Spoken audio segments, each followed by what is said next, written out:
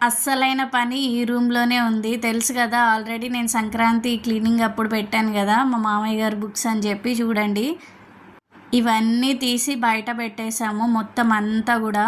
పెట్టడం ఈజీయే. మళ్ళా తీసుకొనొచ్చి ఎక్కడున్నవి as it ఈజ్‌గా అక్కడే పెట్టాలి. లేకపోతే పెద్ద తలనొప్పి అయిపోతది మాకు. ఒక్క బుక్ మిస్ అయిపోయినా అంతే సంగతులింకా.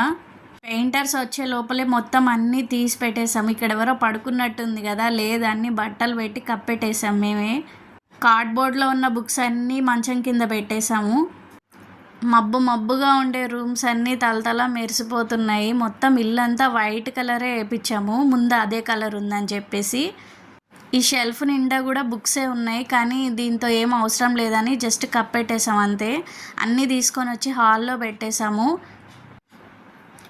ఈ బుక్స్ అన్నీ చూడంగా బట్టలన్నీ హాల్లో వేసేస్తే మొత్తం సంతున్నట్టే ఉంది.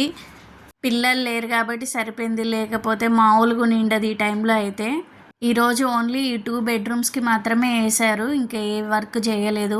మళ్ళీ ఎక్కువ అయిపోతుంది కదా అని చెప్పి. ఇంటీరియర్ ఉండే వాళ్ళకి ఇలాంటి కష్టాలన్నీ ఉండవు. ఓపెన్ డోర్స్ ఉన్న వాళ్ళకే ఇలాంటి ప్రాబ్లం ఉంటుంది. మాకైతే రోడ్ సైడ్ ఇల్లు కాబట్టి దుమ్ము ఎక్కువ వచ్చేస్తూ ఉంటుంది ఇంట్లో. ఇంకా మా ఇంట్లో బుక్స్ ఎక్కువ ఉంటాయి కాబట్టి చెదలు కూడా భయంకరంగా పట్టేస్తుంది. అందుకోసమని చెదలకి కూడా మనుషుల్ని పిలిపించాము. నిండా మునిగినోడికి సలైంది అని చెప్పి అన్నట్టుగా పనిలో పని అయిపోతుందిలే అని చెప్పి చేపిచ్చేస్తున్నాము. See you in the next video. Bye.